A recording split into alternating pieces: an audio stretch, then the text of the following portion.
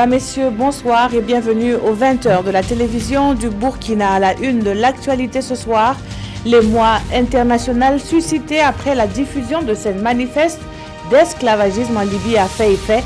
Le Burkina a rappelé son ambassadeur pour en savoir davantage. Dans une déclaration, Alpha Bari dénonce une traite négrière choquante pour le gouvernement. Le secteur pourrait retenir d'éventuels candidats au départ pour l'Europe. La promotion de l'artisanat est effective dans les régions.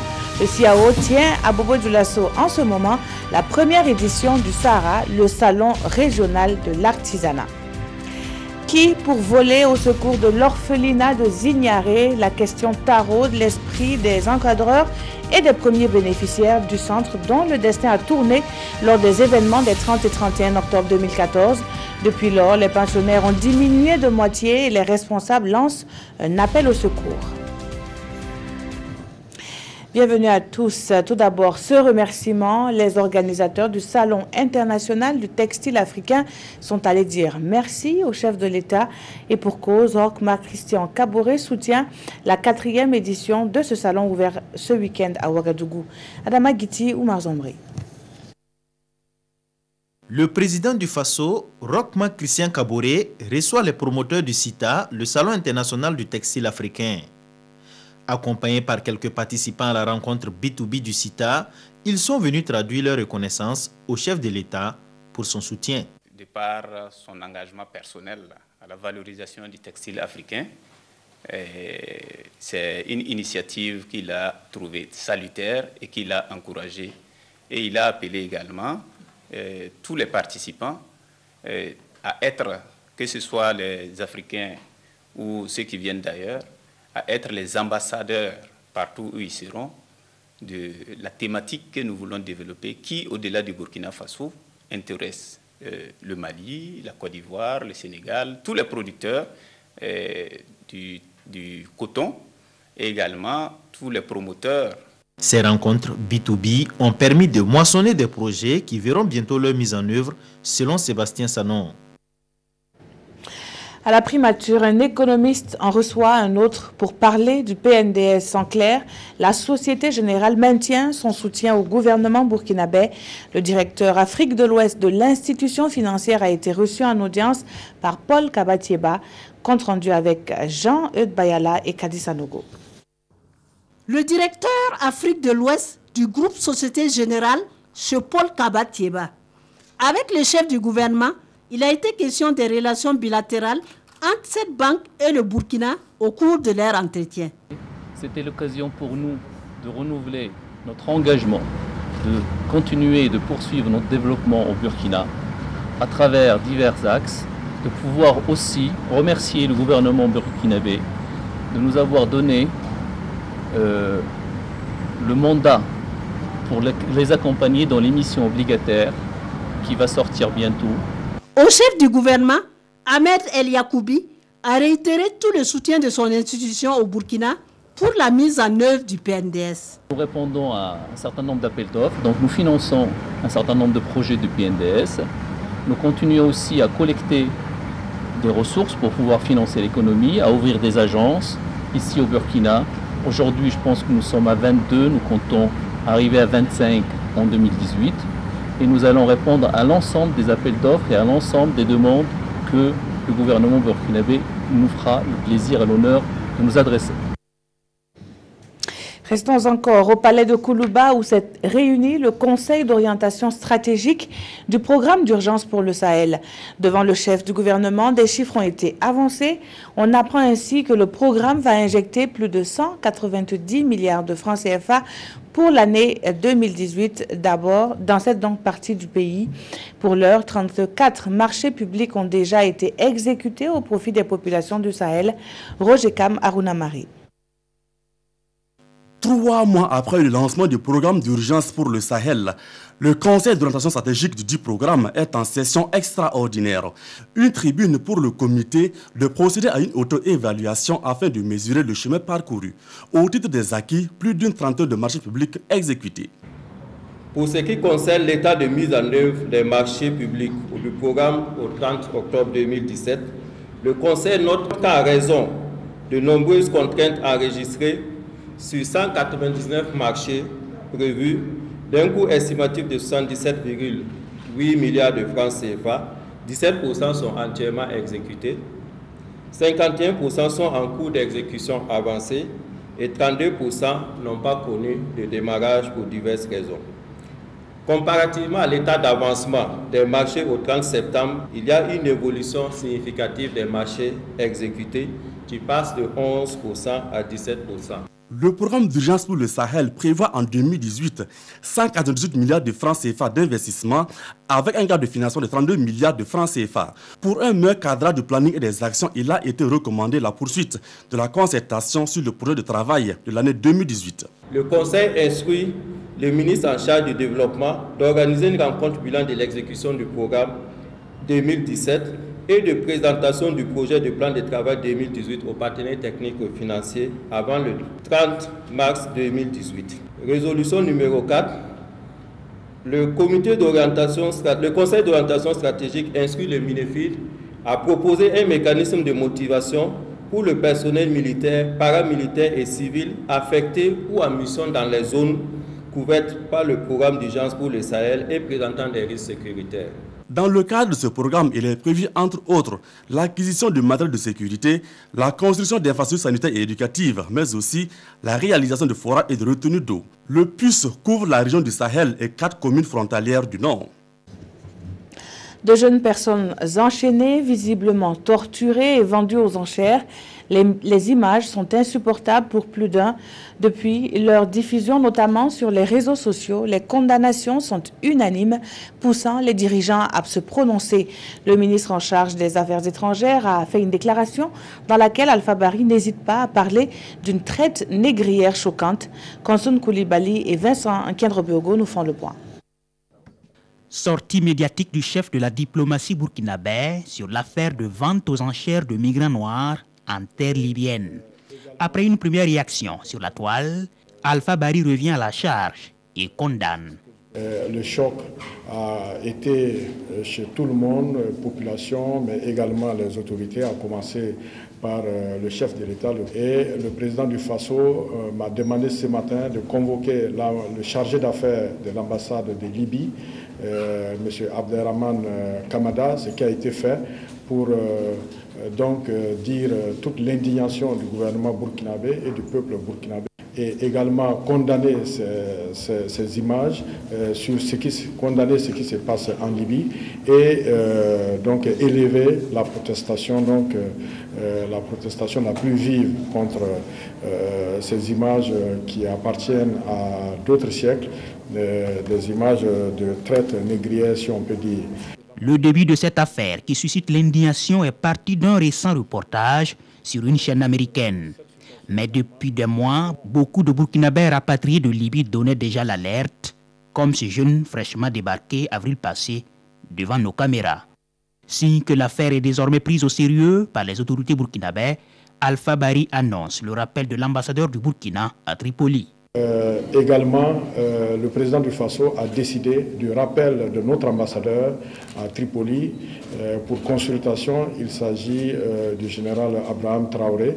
Le président du Faso tient non seulement à être informé de toute la situation, d'avoir toutes les informations avant le sommet d'Abidjan. Comme vous le savez déjà, ce sommet va donc se pencher sur cette situation en Libye. Depuis 2011, 1912 Burkinabés ont été rapatriés de la Libye. Ils sont les mieux placés pour défendre les causes perdues, mais pour l'heure, leur capacité à gérer les infractions financières est aiguisée. Des magistrats, des membres de la police judiciaire et des contrôleurs d'État sont concernés par cette formation dont les enjeux nous sont exposés par Adama Guiti et Maxime Zongo. Mieux s'armer pour lutter efficacement contre la délinquance économique et financière, voilà l'objectif affiché par cette formation. 5 jours durant, les participants, composés de magistrats, de contrôleurs d'État et de police judiciaire, vont passer en revue les procédures et méthodes d'analyse des rapports d'audit. Cet atelier vise à doter ces magistrats, officiers de police judiciaire, mais également à certaines structures qui procèdent à des audits, d'un cadre de discussion pour mieux comprendre à la fois ce qui est expliqué dans les rapports et pour mieux permettre aux magistrats chargés du traitement des infractions économiques et financières de donner leurs attentes aux structures chargées des audits en vue d'une meilleure concertation dans la lutte contre les infractions économiques et financières. Le contexte international de lutte contre la fraude et la corruption, les modalités pratiques d'exploitation des rapports, les indicateurs d'alerte pour identifier les situations de manipulation, autant d'aspects qui seront examinés à travers des études de cas.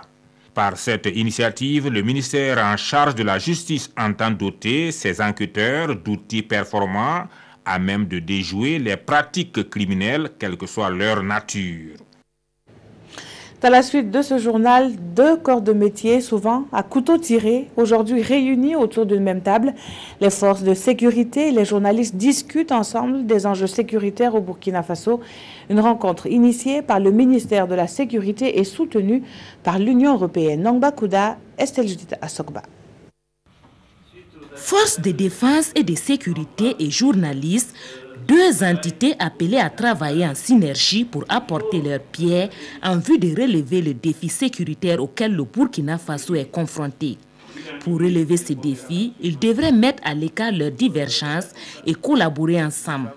Cette plateforme d'échange et de dialogue qui leur est offerte est une occasion pour ces 2 acteurs d'avoir des discussions ouvertes et des regards croisés à même de mieux appréhender les enjeux sécuritaires actuels et du même coup d'orienter le ministère en charge de la sécurité vers les solutions structurantes. C'est une véritable liberté de parole qui sera à l'œuvre au cours de cet atelier.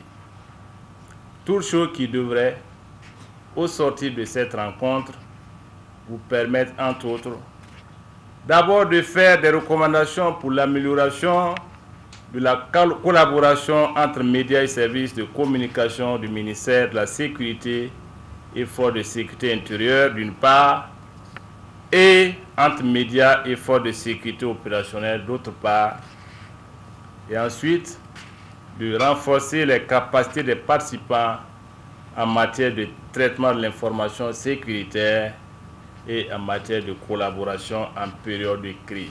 Soucieuses de faire face avec détermination aux défis sécuritaires, les autorités en charge de ces questions ont intégré la communication dans les moyens à mettre en œuvre pour endiguer cette menace.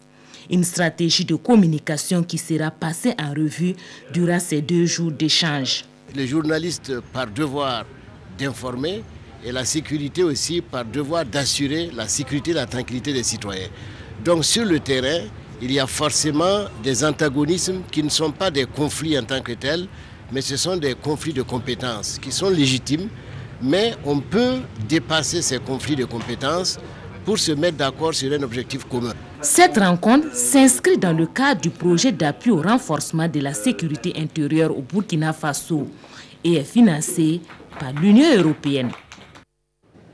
À Bobo-Dioulasso, les gestionnaires des ressources humaines pensent politique sociale et performance. Ils sont réunis à la faveur des 7e journées nationales des gestionnaires des ressources humaines, des journées qui connaissent l'appui des pays comme le Bénin, la Mauritanie ou encore le Sénégal. Bilidou Bazongo et Ahadi Sandamba nous en disent plus. Issus de plusieurs entreprises publiques et privées d'Afrique occidentale et bien entendu du Burkina Faso, ces gestionnaires des ressources humaines sont ici à l'école de la politique sociale. C'est une rencontre qui se tient dans le cadre des 7e journées nationales des gestionnaires des ressources humaines. Et cette année, les participants ont 72 heures pour se pencher sur les liens qui peuvent exister entre la politique sociale et la performance des organisations. Quel est l'employé qui n'a pas besoin d'avoir une maison? Quel est l'employé qui n'a pas besoin d'avoir une bonne prise en charge sociale pour lui et sa famille? Ce sont des questions.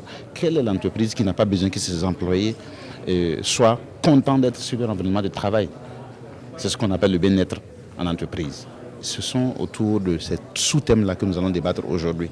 Parce que quand vous avez des employés qui sont satisfaits, il est évident qu'ils vont se donner à l'entreprise, ils vont donner le meilleur d'eux-mêmes pour que les entreprises donc soient performantes. Il s'agit là de donner des nouvelles orientations à la profession des gestionnaires des ressources humaines dans le contexte économique actuel du Burkina Faso.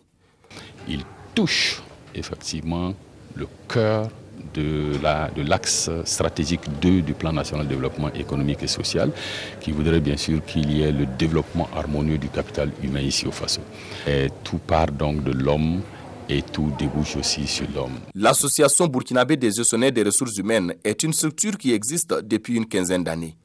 Et ses assises annuelles sont un creuset de réflexion sur le renforcement des capacités des différents acteurs en matière de gestion des ressources humaines. Mutualiser les efforts, c'est aussi la stratégie adoptée par le réseau international des établissements privés d'enseignement supérieur. Ils ont en commun leur appartenance au CAMES, mais aussi leur envie de dynamiser les actions du réseau. Une rencontre s'est ouverte ce lundi à Ouagadougou et on en sait plus avec Alidou Badini et Vincent Kenrobego. Venus de 12 pays, les membres du RIDEPES, le réseau international des établissements privés de l'enseignement supérieur de l'espace CAMES, tiennent leur rencontre. 5e du genre, c'est l'occasion de faire le point sur les réalisations d'une année d'activité depuis la tenue de l'édition précédente. Nous avons fait le tour de presque tous les pays membres pour encourager les fondateurs à adhérer au RIDEPES. Et adhérer au RIDEPES veut dire qu'on accepte les exigences d'être membre. Nous avons pu avoir un siège au Conseil consultatif général du CAMES, qui est l'équivalent, si vous voulez, comme le conseil d'administration du CAMES. Il est aussi question de réfléchir sur l'avenir de ce réseau de fondateurs d'écoles supérieures avec l'accompagnement de partenaires. Notre rôle, c'est harmoniser les politiques d'enseignement supérieur au niveau de l'espace CAMES. Donc notre rôle, c'est de développer des outils et ce sont ces outils-là qu'on fait connaître au RIDEPES, qui est désormais pour nous cette plateforme d'échange. Il faudra mettre de l'ordre et l'ordre peut être mis par les acteurs eux-mêmes. Les privés doivent prendre leurs responsabilités pour ne pas tolérer parmi eux des gens qui sont dans des aventures sans issue pour nos pays et pour nos systèmes. J'ai donné des instructions pour que mes services fassent en sorte que tous ceux-là qui ont envie d'aller au privé, mais qui sont éligibles à la bourse et au FONER, qu'on leur donne la bourse et le FONER et qu'ils restent au privé. Le RIDEPES, c'est une association qui a pour objectif, entre autres, d'améliorer l'accès et l'offre d'un enseignement supérieur de qualité dans la zone couverte par le CAMES. Et que faire après une formation académique? À la question, la grande famille Rotary répond par le Forum des métiers, un cadre de rencontre entre élèves et experts, des échanges pour permettre aux plus jeunes de côtoyer ceux qui exercent déjà dans le but d'amoindrir les incidents de parcours. Paul-David Bambara et Tanga Kafando, reportage. Des élèves de la capitale burkinabé réunis au lycée Marianne Gouabi pour échanger avec des praticiens de métiers divers. Cette rencontre, organisée par le Rotary Club, a pour objectif d'offrir aux élèves des informations nécessaires pour s'orienter dans les filières qui peuvent leur ouvrir les portes de l'emploi escompté. Une initiative soutenue par le ministère en charge de l'insertion professionnelle. C'est un forum qui vient à point nommé, même si nous ne sommes pas à la première édition. Lorsqu'on regarde les termes de référence, nous avons ici le devoir de féliciter les clubs Rotary pour le travail qu'ils abattent au quotidien. Nous voyons les élèves qui sont enthousiastes et qui demandent chaque année à ce que nous fassions encore ce forum-là. Donc nous ne sommes que satisfaits, les bénéficiaires étant satisfaits aussi. Donc l'objectif primordial a été atteint. Au vu de l'importance de l'orientation scolaire dans la détermination du métier futur, les élèves par petits groupes participent aux communications des différents praticiens. Les corps de métiers représentés vont de la police scientifique au métier de l'assurance en passant par l'architecture et la restauration. Ici, c'est la médecine qui fait rêver. Parce que c'est un métier que j'aime bien. J'espère avoir les informations essentielles qui vont m'aider dans mes études et dans la suite aussi. Le Rotary Club est une association œuvrant dans l'humanitaire. Le présent forum des métiers, qui est une de ses activités, se tient chaque année depuis 2014. On en vient à la première édition du SARA, le salon régional de l'artisanat. Il s'agit pour le CIAO de se rapprocher davantage des acteurs locaux. À Bobo-Dioulasso, où se tient ce salon, les artisans régionaux sont face à la mise en œuvre du PNDS. Le reportage, c'est avec Martin Zerbo et Moussa Sanon. Un nouvel espace de promotion de l'artisanat au Burkina, dénommé Sahara, le salon régional de l'artisanat, est prévu pour être organisé pendant les années hors Siao et de façon tournante dans les chefs-lieux de région. La première édition est lancée ici à Bobo-Dioulasso en présence des autorités et des acteurs du monde de l'artisanat. C'est une première expérience ici à Bobo. Et nous pensons que ça sera très bien pris. Et puis chaque région donc bénéficiera de ce salon-là. Et nous pensons qu'avec ça, bien sûr, les artisans vont se démontrer davantage. Des expositions ventes, des débats thématiques, des animations culturelles et artistiques. Voici entre autres le programme de la première édition du Sahara, le salon régional de l'artisanat Bobo 2017. Une initiative bien appréciée par les autorités, mais aussi par les acteurs du monde de l'artisanat. Vraiment, ça nous a beaucoup plu d'organiser ça à Bobo-Dioulasso. On aura des marchés ou bien peut-être des partenaires, voilà. Et puis les gens aussi vont nous connaître. Et moi, ce que j'ai retenu surtout pour cette première édition, c'est l'accent mis sur les acteurs locaux. Ce qui veut dire que si nous-mêmes, nous pouvons produire suffisamment de l'artisanat, il faut surtout aussi mettre l'accent sur la consommation de nos propres produits. Comme quoi, consommons ce que nous produisons. Ce salon régional de l'artisanat est une initiative du ministère en charge de l'artisanat à travers les CAO, les salons internationaux de l'artisanat de Ouagadougou, dont l'ambition est de se rapprocher davantage des acteurs locaux. Considéré comme l'un des moteurs de développement économique, l'industrialisation en Afrique reste embryonnaire et c'est pour la booster qu'une journée internationale est commémorée le 20 novembre de chaque année. Le ministère en charge de l'industrie a passé cette journée au sein de la société industrielle Sim Burkina. Le compte rendu avec Salif Oubelem et Oumar Zombré. Le ministre en charge du commerce et de l'industrie visite les installations de la cimenterie Sim Burkina. Cette visite entre dans le cadre de la célébration de la 27e journée internationale de l'industrialisation du continent africain. Une journée placée sous le thème « Développement industriel africain, quelle contribution préalable pour une zone d'échange efficace et durable ?» Cette célébration est aussi un moment d'introspection et de projection sur le secteur industriel au Burkina Faso. Le principal problème que nous connaissons, c'est la concurrence déloyale. Il y a bien sûr les problèmes traditionnels qui sont les coûts des factures de production, etc. Mais c'est le problème de la concurrence déloyale. Alors, il faut une politique industrielle forte. Quand on veut une industrie, on protège l'existant. Protéger l'industrie burkinabé tout en restant ouvert à la concurrence dans une zone de libre-échange économique. Telle est l'une des missions du ministère de tutelle des sociétés industrielles. Et actuellement, bon nombre d'entre elles sont dans la traversée du désert. Nous sommes arrivés en 2016. On est venu trouver que ça battait de l'aile, les unités dont vous parliez. Et nous sommes en train de tenter donc de les mettre à niveau à travers le bureau de restructuration et de mise à niveau des sociétés en difficulté. Toujours selon le ministre, des réformes ont été entreprises pour rendre attractif l'investissement au Burkina Faso, ce qui va contribuer à relever le nombre et la qualité des entreprises industrielles. On en vient au dossier de ce journal qui porte sur un cri de cœur, celui provenant de l'orphelinat Al-Walid bin Tatal Souka de Zignaré. La structure jadis soutenue par l'épouse de l'ancien président Blaise Compaoré souffre aujourd'hui d'un manque de moyens techniques et financiers. Pourtant, ils sont hébergés une centaine d'enfants vulnérables. Roger Bébamba et Zali Sassanfo y étaient. Leur reportage. Des larmes et un cri de cœur qu'on ne peut exprimer, étouffé par un sanglot. Maman Clémentine Tiendrebego est mère de substitution ici à l'orphelinat Al-Walid bin Talal Souka.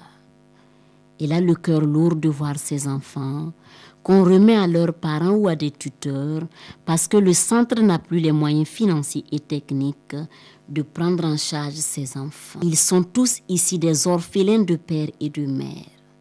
Parfois, des orphelins partiels, des orphelins atteints du VIH, des enfants que l'on avait ramassées dans des cartons. Bref, chaque histoire d'enfant ici vous fend le cœur. Et c'est pour cette raison que les différents centres de l'action sociale du Burkina Faso les avaient identifiés et placés ici. On a les enfants du Bafora, Orodara, et les enfants du Dori, Kaya. En tout cas, presque dans toutes les régions, nous avons les enfants à notre niveau.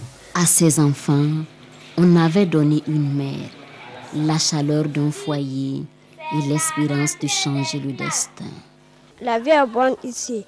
J'ai des frères, j'ai des tantes et des mamans qui s'occupent bien de moi. Si je pourrais continuer mes études, je serais contente.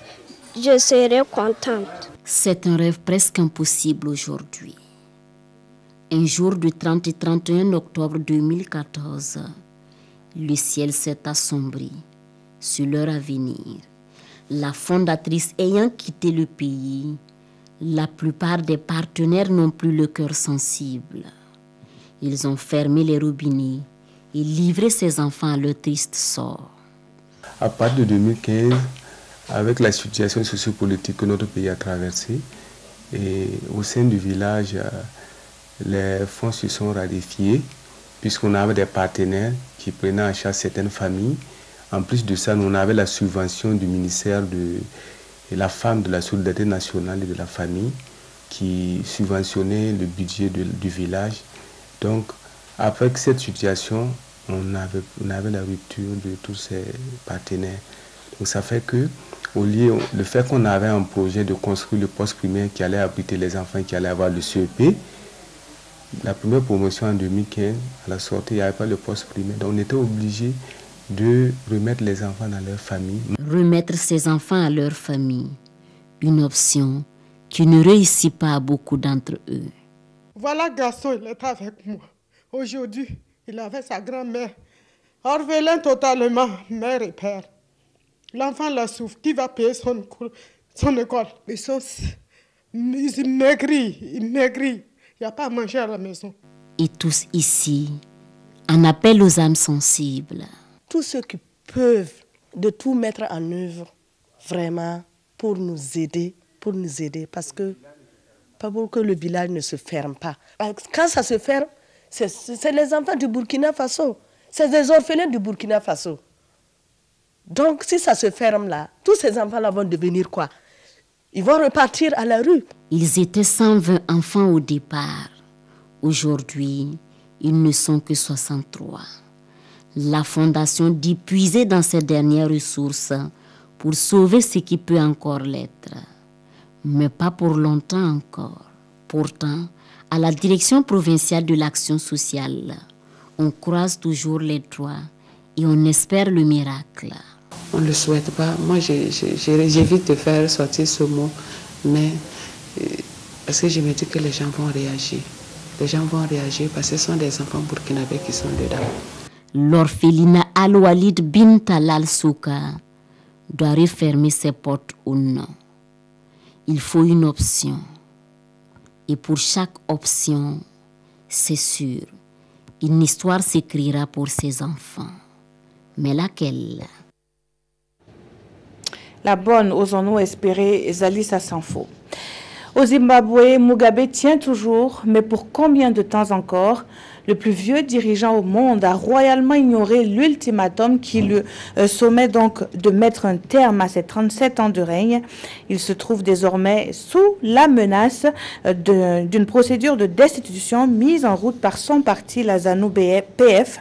Dans son discours à la nation hier 19 novembre, Robert Mugabe a défié les attentes en s'abstenant de démissionner. Le président zimbabwéen est allé jusqu'à affirmer qu'il présiderait le congrès de son parti le mois prochain. Les députés et sénateurs de la ZANU-PF devraient présenter cette destitution qui devrait dans quelques jours.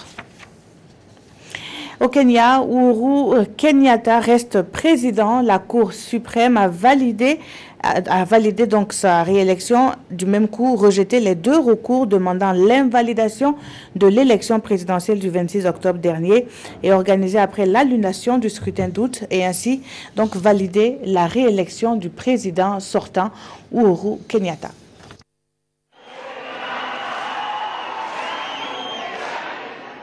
Uhuru Kenyatta réélu officiellement président du Kenya pour 5 ans. La Cour suprême a rejeté lundi les 2 recours demandant l'invalidation de l'élection présidentielle du 26 octobre.